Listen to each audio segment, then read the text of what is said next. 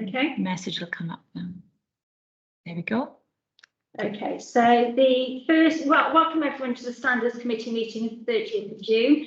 The first item on the agenda is election of chair for the municipal year 2021 to 2022. Do I have any nominations for the chair for the new municipal year? Tracy, I'd like to propose Mrs. Jill Burgess, please. Is that seconded? I'll second that. Thank you. Are there any other nominations?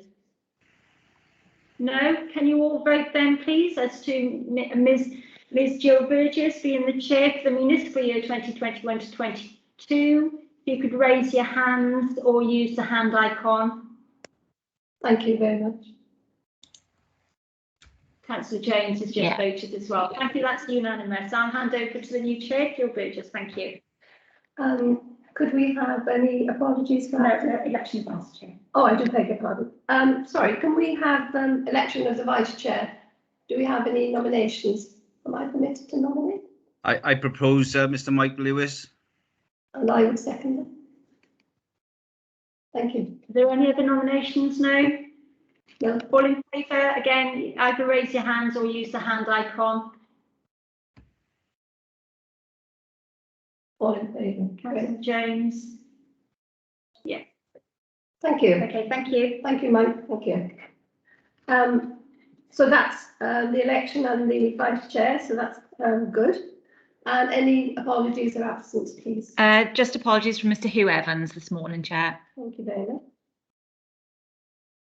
And if we could have any disclosures of personal prejudicial on item 4, I believe we might have. Chair, I would like to submit the personal and prejudice interest in the case, and I will leave the meeting. Thank you, Phil. Is that the only person? And just to be clear on that, Councillor Craig, but that's personal interest in agenda item 5. That's the only agenda item. Personal and prejudicial interest. Okay. And nobody else? No? Thank you very much. Okay, I've just removed Phil Okay. in the meeting. It's a bit early, sorry. Should have waited for the next item. No, that's fine. Okay. Move on to Number item. Introduce everyone. Do you want to go back? Should I get Phil back in? Do the introduction? No. On behalf of the Standards Committee, I'd like you, if you'd be so kind, to just a quick overview of who you are so that Mr. Ian Scott knows who he has in the Standards Committee, please. Just a quick overview from each of you, please. Should we go through, if I go through the list, can I start? I'll go through the list at the side actually. Introduce Alison Lowe. Hi, I'm Alison Lowe, Democratic Services Officer, and I'll just be taking the minutes of the meeting this morning and administering the live event for you. Councillor Ian Scott, would you like to introduce yourself? Well, good morning, ladies and gentlemen. Yes, my name is Ian Scott. I'm a Mumbles Community Councillor, and I was elected back in May 2017. Thank you, Councillor. Catherine Shaw. Good morning, Councillor Scott. I'm Catherine Shaw, Chief Legal Advisor and Director of Investigations for the Ombudsman. I'm representing the Ombudsman at the hearing today and accompanied by my colleague, Louise. Louise Morland. Good morning. My name's Louise Morland. I'm an investigator for the Public Service Ombudsman for Wales. Thank you. Margaret Williams. Margaret, you're on mute. Apologies for that. I'm an independent member of the Standards Committee for Swansea, and I've been on the committee since 2015. Thank you. Thank you. Michaela Jones. Good morning. My name is Michaela Jones. I'm a co-opted member. I've been on the committee since 2018. Thank you. Thank you. Rather confusing, we have two Mike Lewises on the committee, Councillor Scott. I'll turn to Councillor Mike Lewis first. Yes, I'm Councillor Mike Lewis. I'm the councillor for Minbark Ward in the City and County of Swansea. And then the lay member, Mike Lewis. Yes, hi, good morning, Councillor Scott. As I say, apologies for the for the confusion, but I'm the unelected, I'm the co-opted member, and as you've just heard now, Vice Chair of this committee. Thank you, Mike. Councillor Oliver James. Hello, my name's Oliver James. I'm a councillor for Cocket Ward. Thank you. Graham. Oh, Councillor Graham Thomas. Good morning, Graham Thomas, councillor for Cumbulla Ward in Swansea and a member of the Standards Committee. Thank you. And my name is Jill Burgess, and I've been elected the chair for the standards and have been for the last 8 years. Thank you. And finally, I'm Tracy Meredith. I'm the monitoring officer for City and County of Swansea, and I'm here today to give legal advice to the committee should they need it.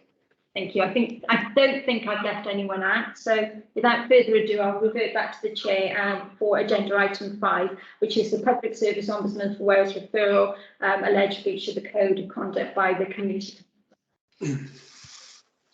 Okay, I think the proceedings today would be that, if I may, ask Catherine to perhaps present under agenda item 5, the Ombudsman investigation report relating to Councillor Ian Scott of Mumbles Community Council. Before I briefly outline the procedure the committee will be following this morning, I would like to introduce everyone, which we've now done, of the people that are standards members. So if I may, Catherine, thank you. Catherine, I think you're on mute. Gosh, apologies for that, sorry. Thank you, Chair. Very happy to provide an outline of the Ombudsman's report for the committee. I note from the representations and emails exchanged prior to the hearing that Councillor Scott does not dispute the substantive matters in the report, but please do stop me at any point if you feel the committee requires clarification on any issue. I will outline the facts. If you would like me to pause before going on to address you on breach, then please do let me know. Otherwise, I will just outline the report in the round for you. So, as you're aware, the current chair of the Mumbles Community Council made a complaint to the Ombudsman. Councillor Scott was elected as a member of the council in May 2017. As you're aware, in 2017, following the elections which took place, Councillor Scott was a new member, and actually quite a few new members took up positions on the council at that time. So there was a relatively inexperienced membership at that time. And Councillor Scott was appointed as chair of the council in May 2017, a position he held for a year until May 2018. When the newly formed council took up their roles, one of the key issues before the council at that time was the predecessor council's position on the proposed new local development plan, and the council inherited a position of objection to various parts of that plan and had allocated a budget provision of £3,000 in its budget for that issue. In relation to historical matters, which I mentioned really by way of background information that you'll have seen in the report, clearly the predecessor council had quite an established working relationship with the local planning consultancy firm. There were objections which were proposed to new housing developments in Summerland Lane and Higher Lane developments on the LDP. And clearly arrangements were in place that when advice or support from the planning consultancy was needed, then the clerk to the council would contact the company at that time and ask them for assistance. There had been no procurement process leading up to that arrangement, and it was clearly an arrangement which was called upon on an ad hoc basis. So that's the position when Councillor Scott took up his position as chair. That was the historical arrangement. And one of the issues that is key in the report, and actually in the Auditor Wales's report, which I will mention briefly shortly, is an incident which happened in September 2017. The clerk was on leave and Councillor Scott approached the planning consultancy firm for support on this matter and asked the planning consultant to attend a public meeting about the Summerland Lane development on the 6th of October 2017. Following that, the council did agree and approve a resolution of the council to engage the consultancy firm to prepare objections on its behalf to the proposed inclusion of that development.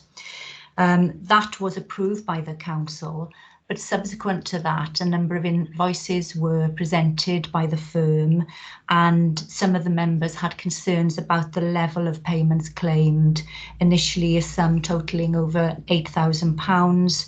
And after some negotiation, which you will have seen in your bundle, the council finally agreed to pay the sum of £5,000 for the work which had been undertaken.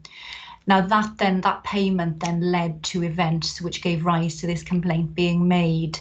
When the council's accounts were audited, clearly having paid that £5,000, that was in excess of the £3,000 budget allocation that had been made for this issue.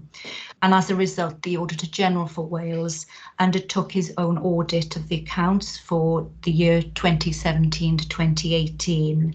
And following that audit, you'll be aware that the Auditor General took the step of issuing the public interest report, which is in your papers in relation to the matter.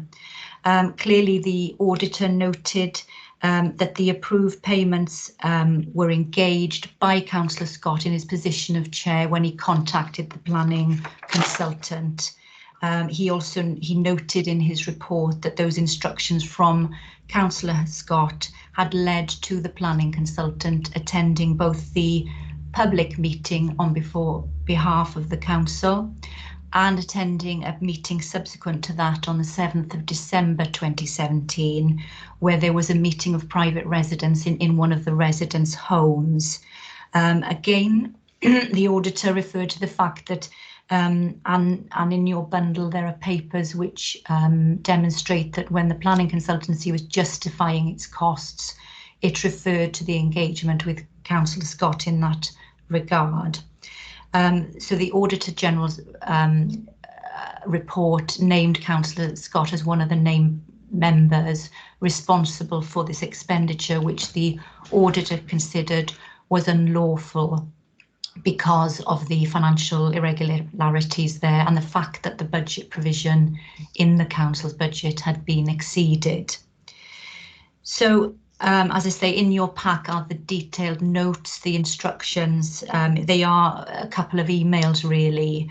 And moving on to what Councillor said at interview with the Ombudsman, you will have seen the full transcript of that with my colleague Louise Morland, who investigated the case.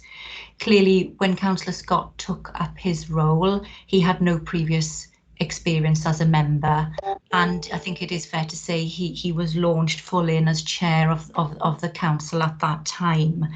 And clearly he was not familiar with the details of the financial position and regulations which applied to the limited role that members have. In fact, they have no role to engage on contracts or commission work on behalf of the council. Also, he made the point at the interview that he was not given any information or guidance in relation to how to conduct these matters or about any concerns about any financial or budget issues. And he said he did not discuss the issue of costs at all with the planning consultancy firm. It's fair to say also that the firm itself did not raise terms of reference with Councillor Scott either in the engagement. In relation to the meeting on the 6th of October 2017, which led to costs being incurred, he said he was contacted at short notice when the clerk was on leave because he had been approached by residents and there was a tight deadline on the matter. He said he apologised to the council for this mistake. He wasn't pleading ignorance in his defence, but at the time things were very new to him. Also, in relation to the private meeting on the 7th of December, he was keen to support the local residents and he had not been made aware, he said, that the attendance by the planning consultant would incur a charge.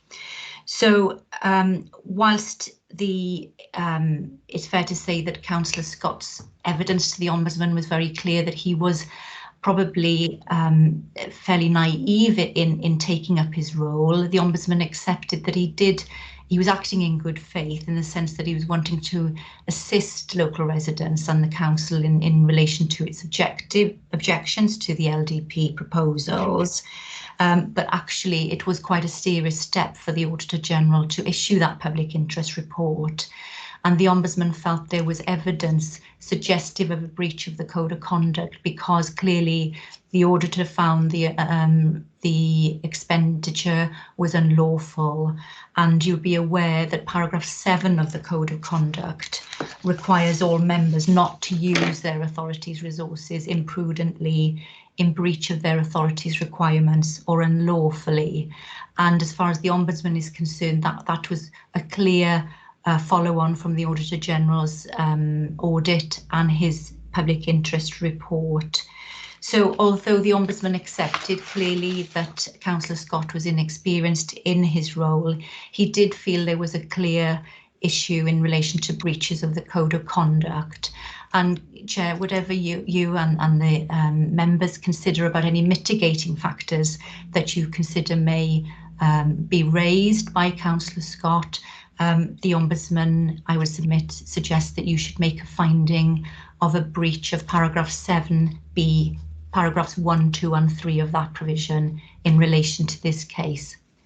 Chair, I'm very happy to answer any specific questions that you or the committee may have if you wish me to address you any further.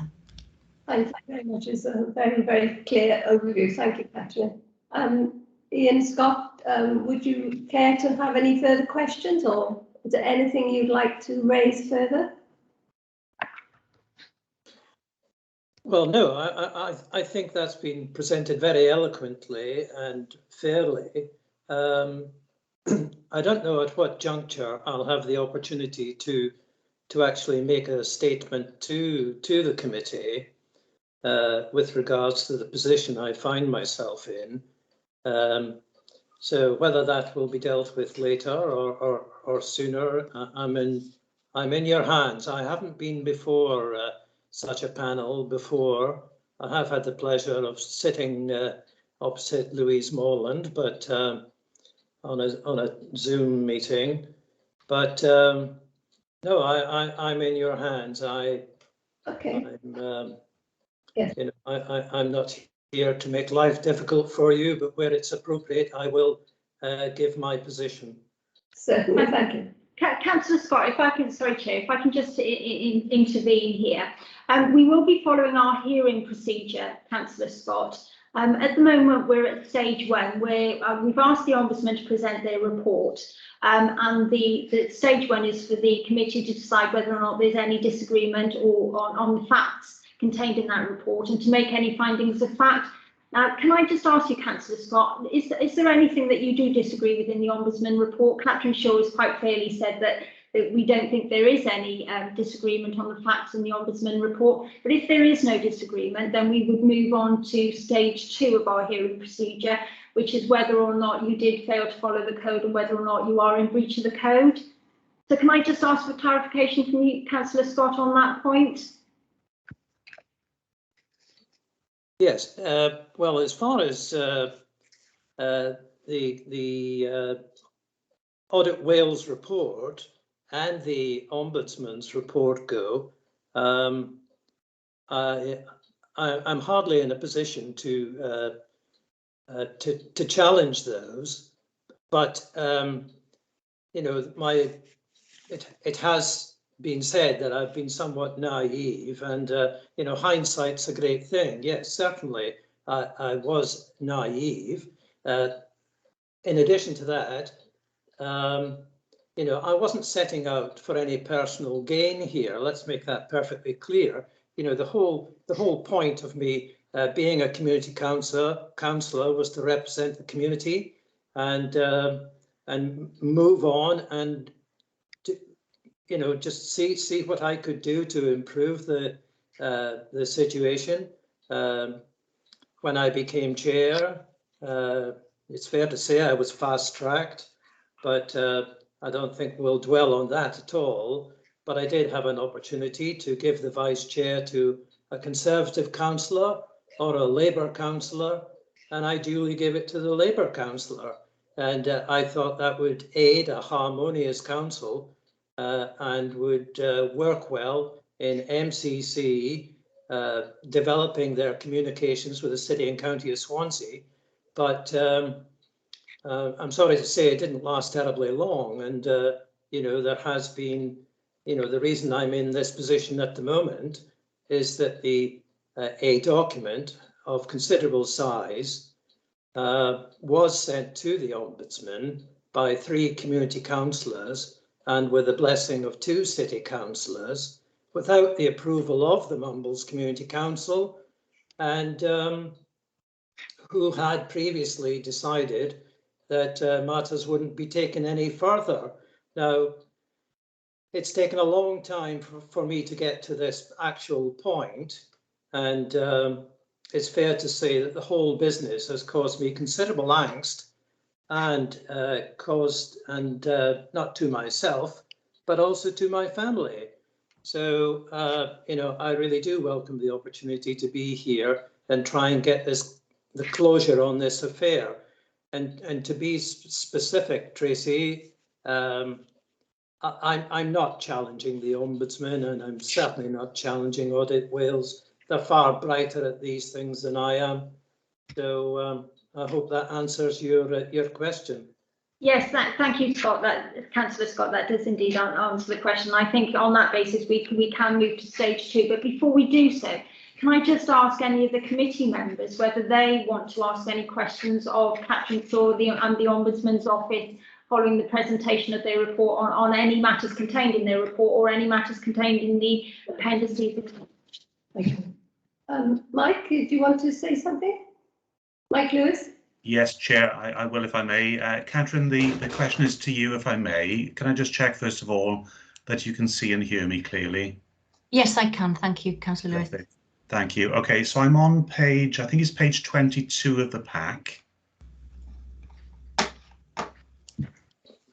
it's point 26 of your report, Catherine.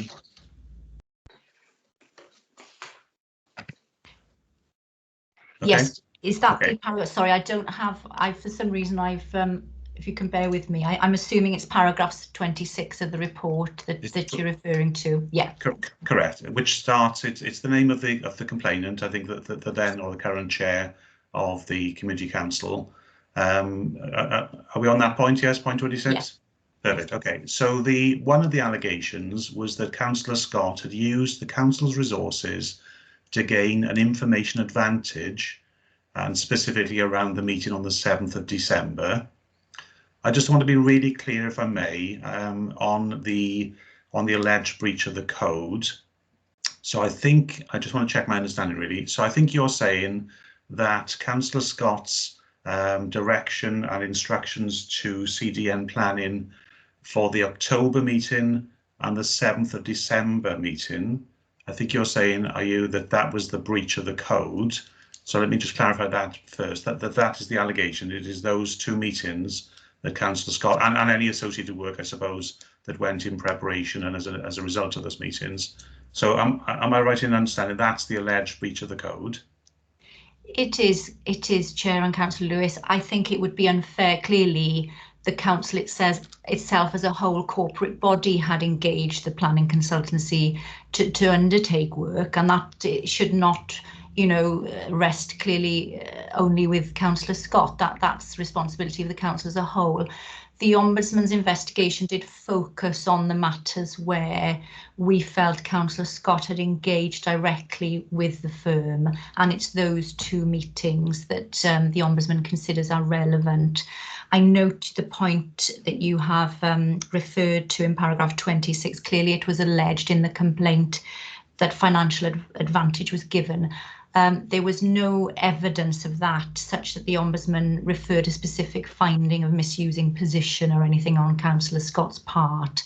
I think in terms of the issues before the committee, the Ombudsman is very much focused on, the authorisation of inappropriate and unlawful expenditure, and it's those meetings that I would wish on behalf of the Ombudsman to focus on today. Perfect, thank you. That's helpful, Catherine. But just to be clear, for everybody's protection and benefits, there was no suggestion of financial benefit or advantage. There was an information advantage, which isn't quite the same thing. So just to be fair to everybody, both the complainant and Councillor Scott, I don't think there was ever any suggestion that there was a financial advantage. It was an information advantage. But I've understood your answer. Thank you, and that's really helpful. Thank you, Chair. That's all I had. Anybody else from the committee wishes to make any comment? Any questions? No? So thank you, Catherine, for presenting the report, and we've had your comments around breach of the code of conduct, and in particular paragraph 7. We've also had Councillor Scott, you've also confirmed that there's no disagreement as to the facts. So we are dealing with, as a standards committee, we are at stage 2, whether or not there has been a breach of the code of conduct. Councillor Scott, I don't know whether there's anything else you wish to address the committee. We will be going into a private session now to discuss amongst the committee whether or not they feel there has been a breach of the code or not. Is there anything that you would finally like to add to anything you've already said as to breach of the code? Well, I'm very pleased to see that the panel have highlighted a specific point from the Ombudsman's document in item number 26. There are a number of points in that document which I wasn't, shall we say, in agreement with. If one were to take the item number 25 of that same document, Councillor Townsend-Jones said members had not been officially notified about a public meeting on the 6th of October. I think the pertinent wording there is officially, and the council was not aware the planning consultancy had attended the meeting on behalf until an invoice was received. Well, that's not actually the case, because there were 5 councillors at that public meeting, and